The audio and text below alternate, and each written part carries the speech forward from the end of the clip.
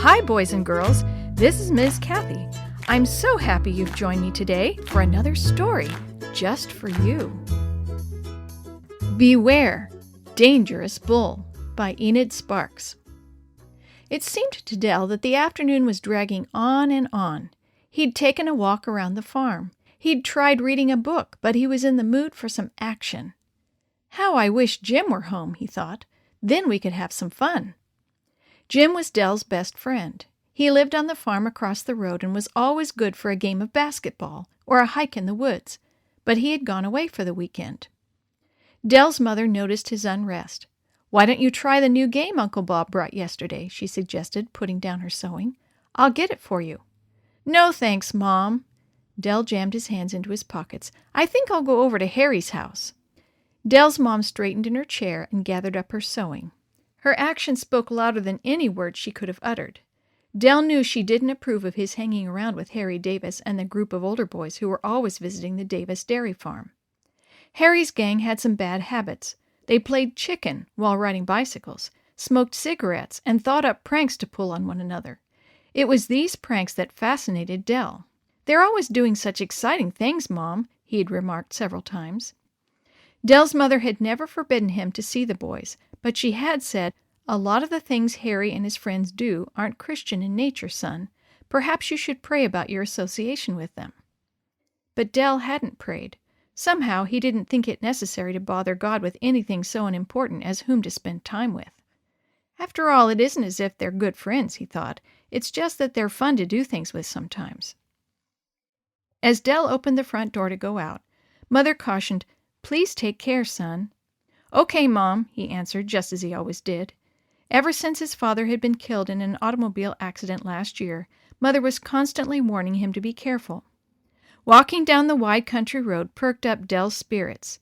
Soon he was whistling a lively little song he had heard Harry sing. He was still whistling it as he strolled under the aluminum arch that read Davis Dairy and up the tree-lined drive. He was almost at the house when he heard Harry calling from one of the corrals. "Down here, Dell! Come and get a look at this beauty!" Dell wondered what Harry could be talking about as he followed the path toward the barns. Probably a new type of milking machine. But it wasn't a milker that Harry and the other boys were admiring. It was a huge, purebred Holstein bull. "Isn't he incredible?" Harry asked in awe. "Dad just brought him home yesterday." Dell knew very little about dairy cattle, but the animal standing in the middle of the corral did seem magnificent. His black and white hide reflected the sunlight and looked like shimmering satin stretched over his brawny muscles. Dell whispered appreciatively, "He's a big one." "Yeah, and a wild one, too," exclaimed John, one of Harry's friends. "He pawed up a storm a little while ago. You should have seen the dust fly." Dell gulped. Then shouldn't we move back from the fence? He might charge right through it." Harry scoffed at the idea. "Naw, this fence is stouter than any old bull. Dad had a bigger, meaner one than him in here last year." Dell had just caught sight of a red and white sign swinging high above the gate. "But the sign," he stammered. "It says, 'Beware, Dangerous Bull.'" Dell was getting ready to retreat when Harry said, "Oh, don't worry so much. Come on over here and climb up on the railing so you can see the full size of this critter. Man, he's really something." Dell wanted to say that he could see that the bull was something without climbing up, but he didn't want the others to think he was afraid. When Harry swung up to the top railing, Dell climbed up beside him. "Okay, wave the cape!" Harry shouted, grinning back over his shoulder at John. "Let's show Dell some real action." Dell had time only to glance backward and see John swinging a large red bandana before he heard an angry bellow close at hand. Terror-stricken, he whirled about on the railing. The enraged bull was charging straight at him and Harry. "Jump down!" shouted Harry, dropping from the fence and sprinting away. But Dell froze. Somehow his body wouldn't do what he wanted it to. He could only watch helplessly as the huge animal struck the fence with terrific force. Instantly, Dell felt himself being hurled through the air and flung to the ground inside the corral. "Get up, Dell! Get out of there!" the other boys yelled. The bull had circled for another charge. Sorry, let me do that again.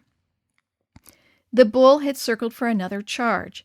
Dell tried to move, but pain shot up his left leg, paralyzing his whole body. "Help me!" he cried. "I think my leg is broken." His words were drowned out by a splintering crash as the bull narrowly missed trampling him and rammed his horns into the fence.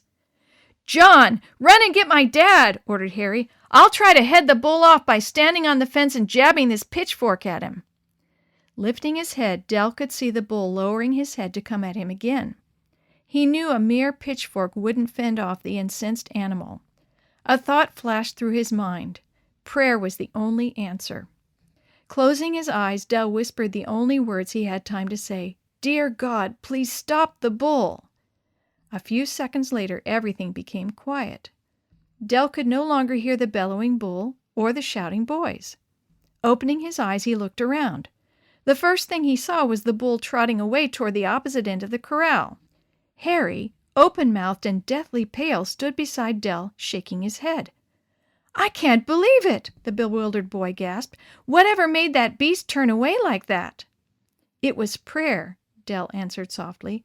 "I knew you couldn't stop him with just a pitchfork, so I asked God to protect me."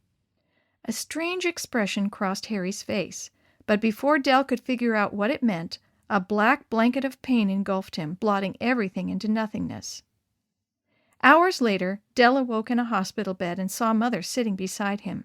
At the sight of her worried face, he remembered all her warnings.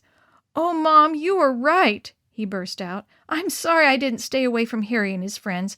Now you'll have a big hospital bill to pay, and you won't have me to help you run the farm and do the chores." Gently, Del's mother patted his hand and smiled as she comforted him. "The Lord worked everything out for the best, son.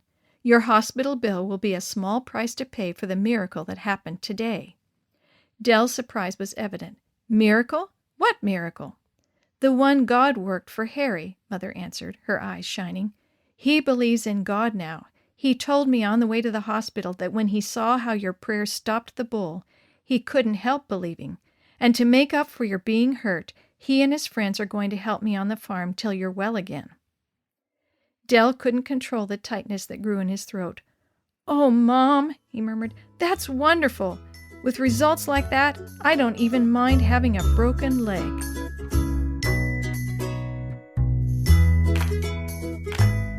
The story you have heard today is from Guide's Greatest Stories, written by various authors and compiled by Randy Fischel, and used with permission from the Pacific Press Publishing Association.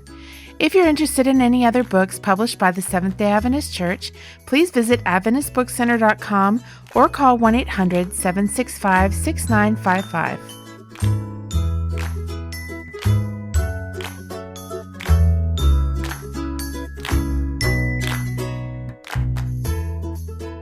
This podcast is a production of the Carolina Conference of the Seventh-day Adventist Church.